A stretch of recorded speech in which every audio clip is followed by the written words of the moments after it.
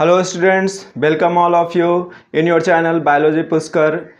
Today we will discuss about some important information related to monosaccharides. So let's start the topic. So here first of all,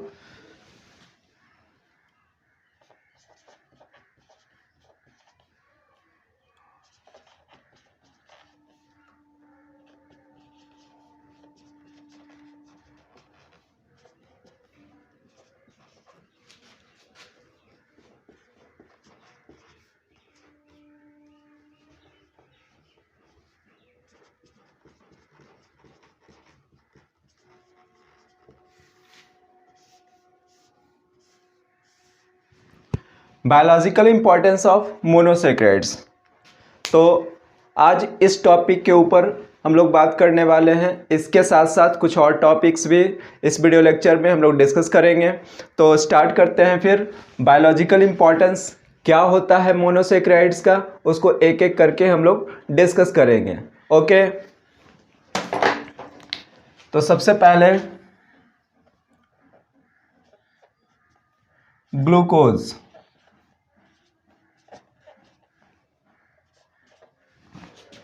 तो glucose most important monosaccharides है। ठीक है, क्यों monosaccharides ये important है भाई? तो इस इंफॉर्मेशन को यहाँ पे हम लोग सबसे पहले डिस्कस करने जा रहे हैं। Right, most important monosaccharide, monosaccharides. Okay, glucose commonly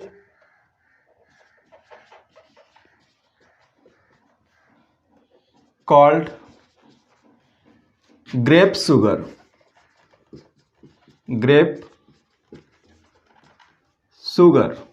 और dextrose.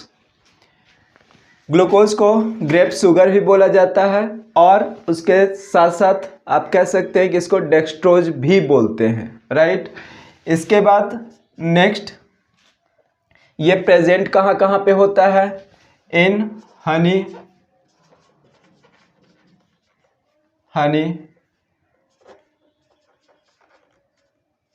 some fruits and blood,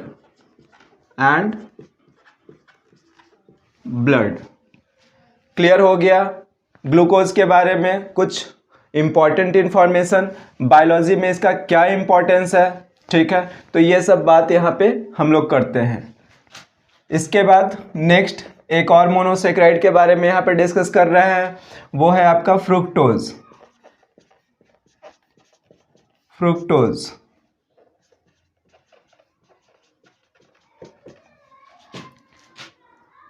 commonly called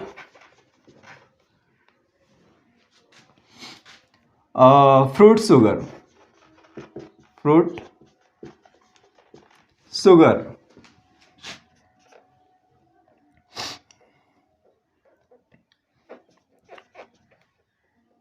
present in nectar and honey,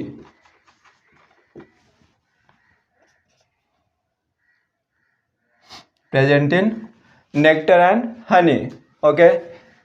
तो यहाँ पे commonly called fruit sugar means ये मोस्टली कहाँ पे मिलता है? फ्रूट्स में मिलता है। आपका कौन सा? फ्रुक्टोज। इस वजह से इसको फ्रूट शुगर भी बोला जाता है। ठीक है, ये बात क्लियर हो गया। इसके बाद नेक्स्ट कुछ और मोनोसैकेराइड्स के बारे में कि उसका बायोलॉजिकल इंपॉर्टेंस क्या है भाई। ठीक है, तो यहाँ पे गैलेक्टोज,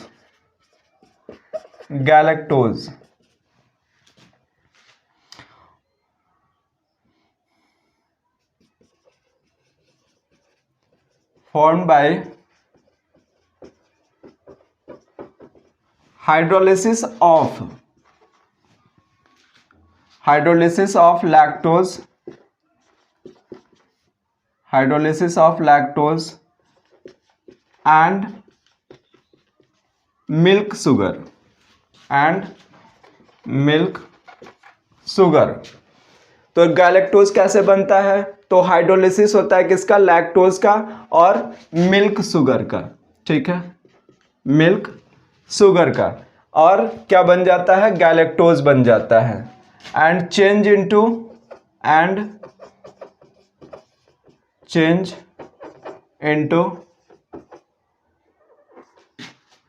ग्लूकोज। ये बात क्लियर हो गया। इसके बाद नेक्स्ट हम लोग डिस्कस कर रहे हैं फिर राइबोज। तो राइबोज भी क्या है? मोनोसेक्राइड्स है, ठीक है। बट यहाँ पर ये जो राइबोज है बहुत इंपॉर्टेंट हो जाता है आपके कॉम्पिटिटिव पॉइंट ऑफ व्यू से। कैसे? तो ये प्रेजेंट कहाँ पे होता है? मोस्टली बच्चे ये बोलते हैं सर आरएनए में, ठीक है, इन आरएनए एंड ये कंपोनेंट है किसका? एटीपी का। ओके, तो ये भी बात माइंड में रखना पड़ेगा कि अगर आपसे पूछ दिया जाता है कि क्या एटीपी में राइबोज शुगर प्रेजेंट होता है या नहीं होता है, तो इसमें एग्जैक्टली आपको बोलना है कि एटीपी का कंपोनेंट है कौन? Ribose sugar. Okay, next deoxyribose. Deoxyribose के अंदर कौन सा कंपोनेंट होता है? तो यहाँ पे हम लोग बात कर लेते हैं क्या? डीऑक्सीराइबोज।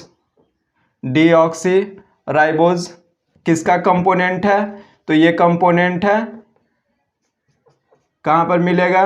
In DNA. ओके, तो ये बात हम लोगों ने किया कि भाई ये जो मोनोसेक्राइड्स है इसका बायोलॉजिकल इंपॉर्टेंस क्या है, ठीक है। तो ये बायोलॉजी में इस तरह से ये एग्जिस्ट करता है, राइट। तो ये बात यहाँ पे क्लियर हो गया।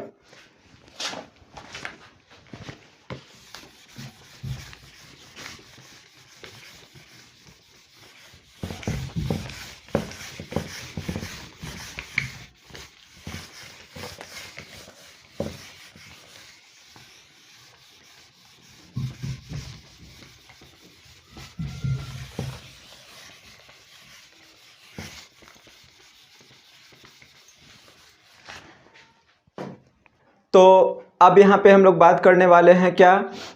सम important physical properties of monosaccharide, ठीक है। तो इसको हम लोग स्टार्ट कर रहे हैं फिर।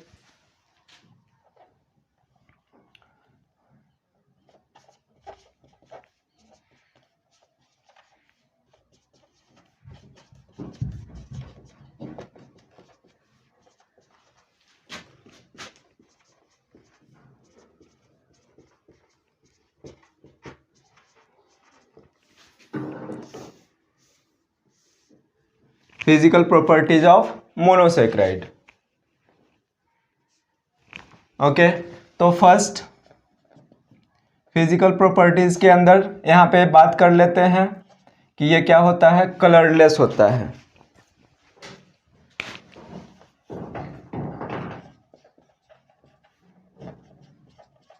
Colourless, crystalline and sweet in taste, sweet. Okay, second physical properties, soluble in water, soluble in water. Third, they are easily diffused through semi-permeable membrane. Easily diffuse through semi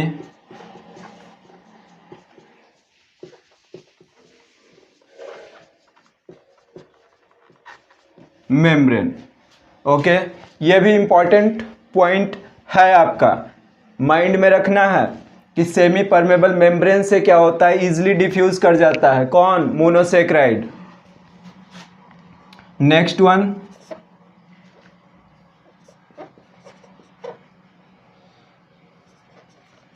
they are dextro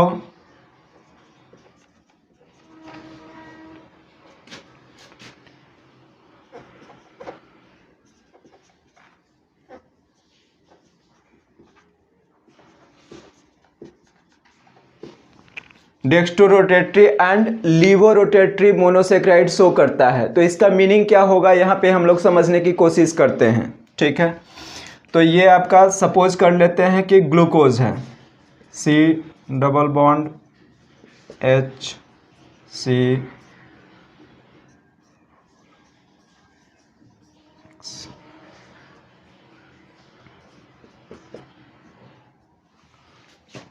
OH H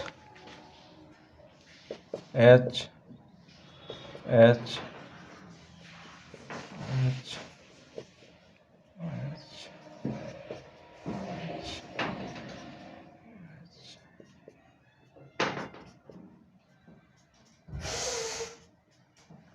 ठीक है, ये glucose है। Okay, तो ये बात यहाँ पे clear हो गया कि ग्लूकोज का ये चेन है।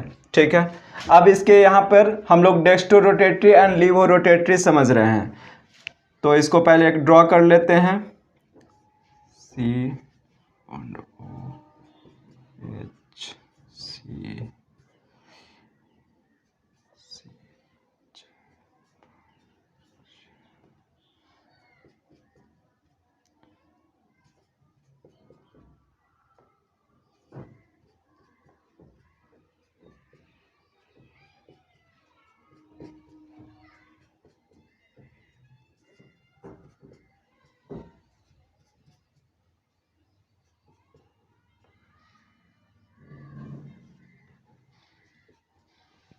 ओके, तो यहाँ पर ये है आपका D glucose. D glucose, D glucose means dextrorotatory glucose, और ये हो गया आपका L glucose. L glucose means levorotatory. तो ये रोटेटरी जो है ये प्रोसेस है जिसमें क्या होता है कि आपका D glucose means right handed, यहाँ पे जो आप हाइड्रोक्सिल OH ग्रुप जो आप देख रहे हैं, ठीक है, वो कहाँ पर है, इस तरह से ये प्रेजेंट है। ठीक है, तो जब ये लेफ्ट हैंडेड मूव करेगा एंटी क्लॉकवाइज, ठीक है, तो जब ये लेफ्ट हैंडेड मूव करेगा, ठीक है, तो यहाँ पर क्या हो जाएगा, ये लीवो ग्लूकोज, लीवो रोटेटरी ग्लूकोज हो जाएगा। ठीक है, एल फॉर लीवो और एल फॉर एल ग्लूकोज, यहाँ पर इस बात को माइंड में रखना है। ठीक है, डी फॉर डेक्स्ट्रो मीन्स ये क्या होगा, right handed direction means clockwise rotation show करेगा डी ग्लूकोज। तो D glucose and L glucose, ये क्लियर हो गया। तो मोनोसेक्राइड क्या होता है, dextro rotatory and levo rotatory rotation show करता है। ठीक है, क्लियर। इसके बाद नेक्स्ट यहाँ पे हम लोग फिर बात करते हैं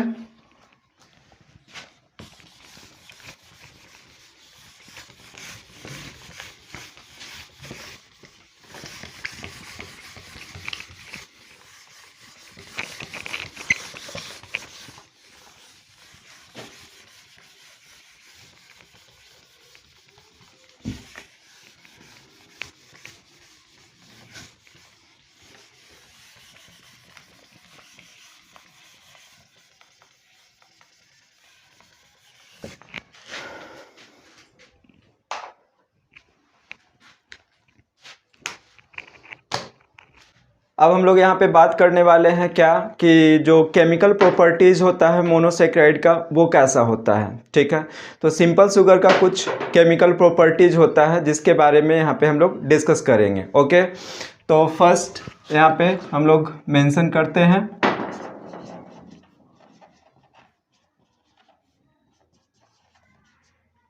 chemical properties of monosaccharide. saccharides. Chemical properties of monosaccharides. Okay, so here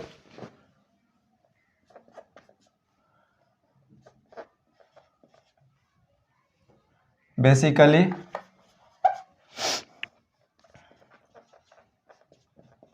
simple sugar have two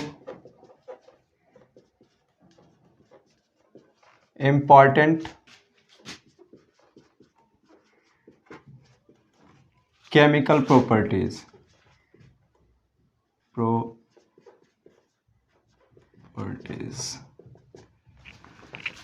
okay तो यहाँ पे हम लोगों ने क्या देखा कि सिंपल शुगर में बेसिकली दो इंपॉर्टेंट केमिकल प्रॉपर्टीज है। कौन कौन सा, तो ये बात करते हैं।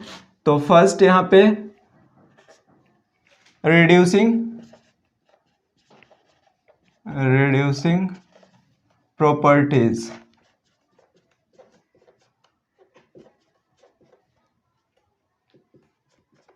रिड्यूसिंग प्रॉपर्टीज, ठीक है। तो रिड्यूसिंग प्रॉपर्टीज का मीनिंग क्या होता है, अगर मोनोसेक्राइड के केस में हम लोग यहाँ पर डिस्कस कर रहे हैं तो ड्यू टू फ्री एल्डिहाइड और कीटोन ग्रुप और ketone group, due to presence of free aldehyde और ketone group, they reduce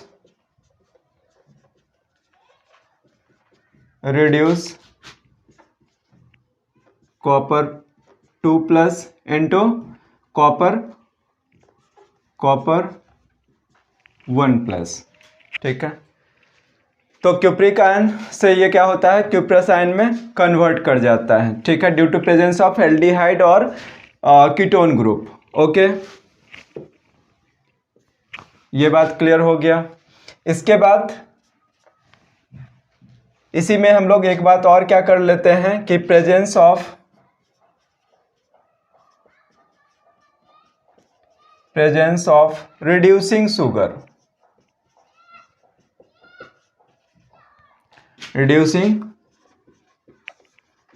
sugar detected by, पता कैसे लगाएंगे कि रिड्यूसिंग शुगर है या नहीं है, ठीक है। तो डिटेक्टेड बाय बेनेडिक्ट टेस्ट, इसके लिए एक टेस्ट होता है, उसका नाम है Benedict test and Fehling test.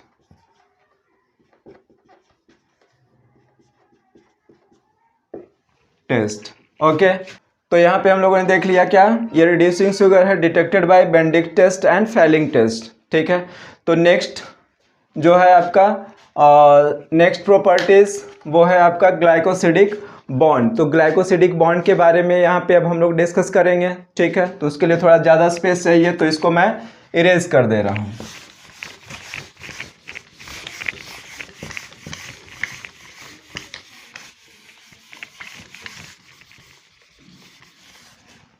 Next यहाँ पे हम लोग डिस्कस कर रहे हैं फिर glycosidic bond, second properties of monosaccharide, second important properties of monosaccharide. Okay, glycosidic bond,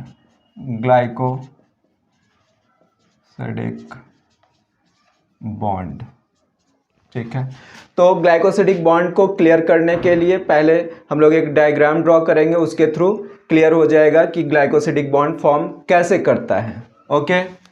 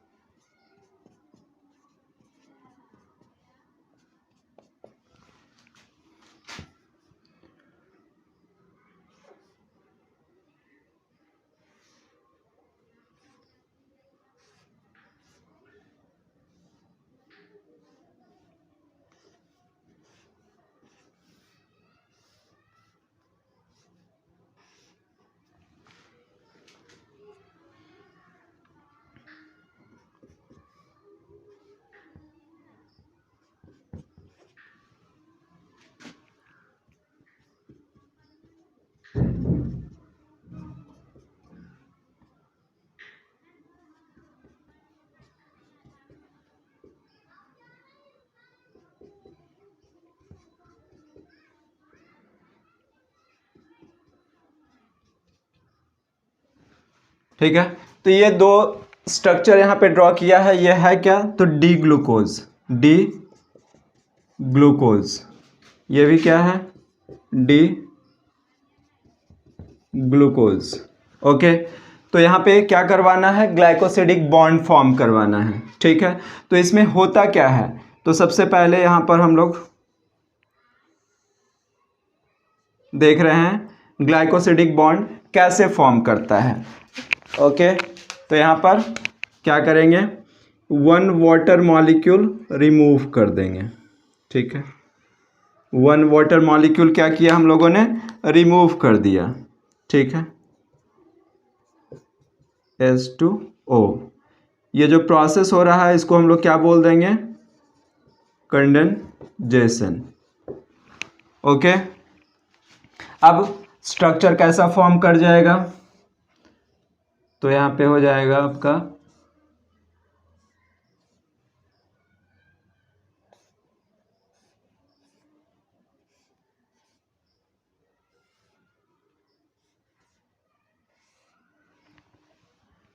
okay, CH2OH H H OH OH H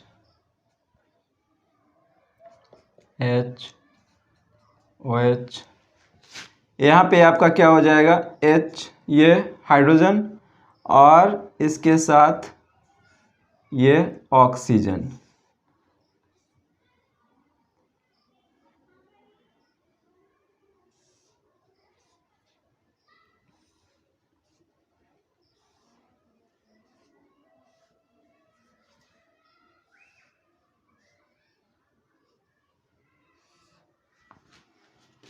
right, CH2OH H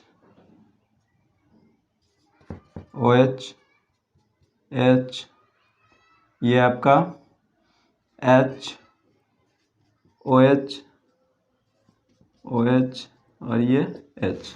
ठीक है, तो ये क्या हो गया, कंडेंसेशन हो गया और ये क्या बन गया, ग्लाइकोसिडिक बॉन्ड बन गया। राइट, यहाँ तक बात क्लियर हो गया। ठीक है, अब इसके बाद यहाँ पे हम लोग डिस्कस करने जा रहे हैं कि ये जो ग्लाइकोसिडिक बॉन्ड बना, इसके साथ साथ यहाँ पर एक लिंकेज फॉर्म करता है, अल्फा 1,4 लिंकेज। ठीक है, तो ये अल्फा 1,4 लिंकेज क्या होता है भाई, 1 पोजीशन हो गया, सेकंड, ये third, fourth, fifth, six position, इसमें भी 1 2 3 4 5 एंड ये 6 पोजीशन हो गया।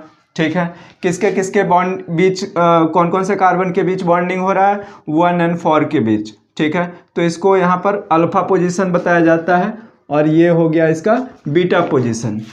ठीक है, तो अल्फा 1 4 क्या बन गया, लिंकेज बन गया, अल्फा 1 4 लिंकेज एंड यहाँ पे क्या बन गया ग्लाइकोसिडिक ग्लाइकोसिडिक बॉन्ड। ओके, ये जो पूरा मॉलिक्यूल ये जो फॉर्म किया ये क्या हो गया, माल्टोज। ओके, तो ये क्या फॉर्म कर गया, माल्टोज फॉर्म कर गया। राइट, अब यहाँ पर एक बात तो ये हो गया कि भाई ये वाटर मॉलिक्यूल रिमूव हो गया, कंडेंसेशन हो गया, तो क्या बन गया, ग्लाइकोसिडिक बॉन्ड का फॉर्मेशन किया। ठीक है, बट यहाँ पर इसको हम लोग फिर से क्या करते हैं, 1 मॉलिक्यूल वाटर ऐड कर देते हैं। ठीक है, तो 1 मॉलिक्यूल ऑफ वाटर क्या कर रहे हैं, ऐड कर रहे हैं, H2O। ठीक है, तो यहाँ पर जब इसको ऐड कर देंगे तो ये क्या हो जाएगा, हाइड्रोलिसिस। ठीक है, तो हाइड्रोलिसिस में फिर से ये क्या होगा, माल्टोज ब्रेक कर जाएगा और 2 मॉलिक्यूल डी ग्लूकोज का फॉर्म कर जाएगा। ठीक है, तो ये बात क्लियर हो गया क्या, आपका ग्लाइकोसिडिक बॉन्ड। ओके, तो ये था आपका second properties of monosaccharide, second important properties of monosaccharide. Okay, next यहाँ पे अब हम लोग बात करेंगे some important functions of monosaccharides. Okay,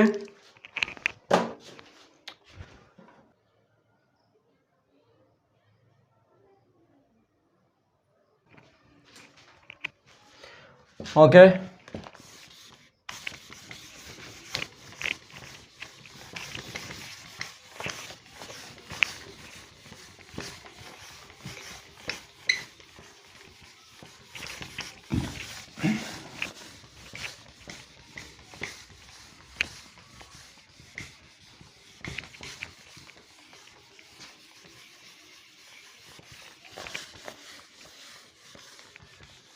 तो अब हम लोग यहाँ पर बात करने वाले हैं कुछ इम्पॉर्टेंट फंक्शंस मोनोसेक्राइड्स का, और इसको एक एक करके हम लोग देखेंगे, right.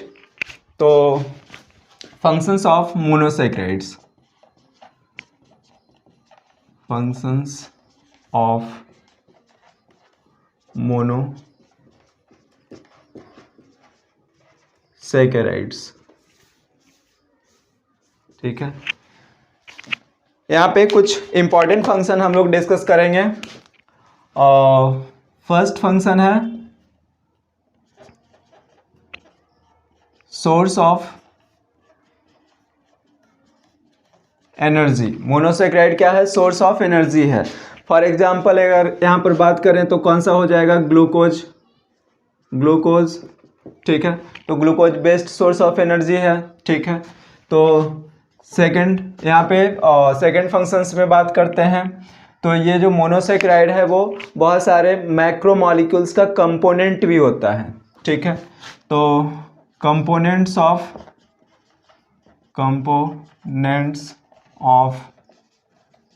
Macro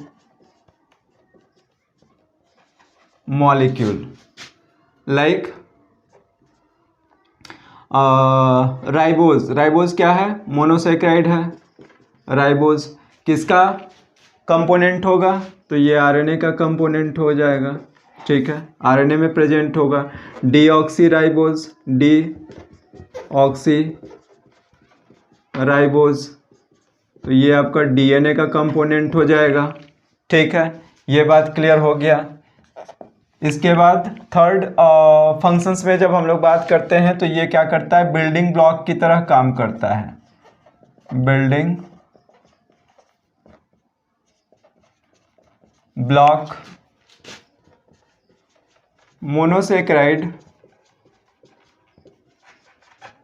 monosaccharides serve as monomer for oligosaccharide and polysaccharide. Oligosaccharides and polysaccharide.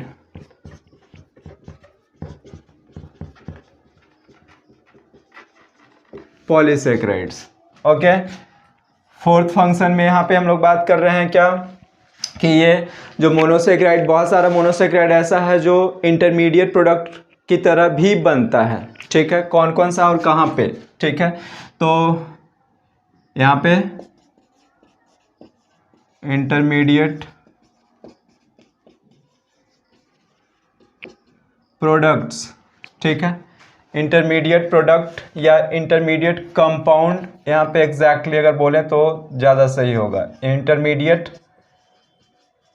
Compounds formed in photosynthesis,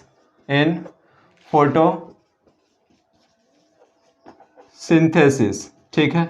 तो फोटोसिंथेसिस में कौन कौन सा मोनोसेक्राइड सिंथेसाइज होता है? तो बहुत सारा होता है, बट यहाँ पे दो तीन का यहाँ पे हम लोग डिस्कशन करते हैं, लाइक राइबिलोज, ठीक है। इसके साथ साथ glyceraldehyde,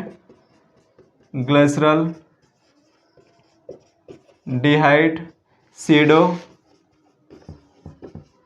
हिपैटियोलोज,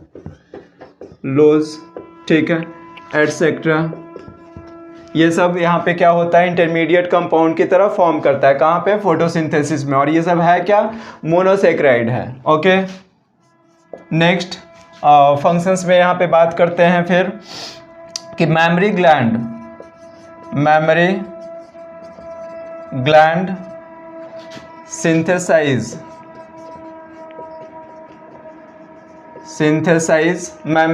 synthesise lactose lactose from, lactose का सिंथेसिस करता है फ्रॉम ग्लूकोज एंड गैलेक्टोज, ठीक है। Lactose mammary gland synthesize lactose from glucose and galactose.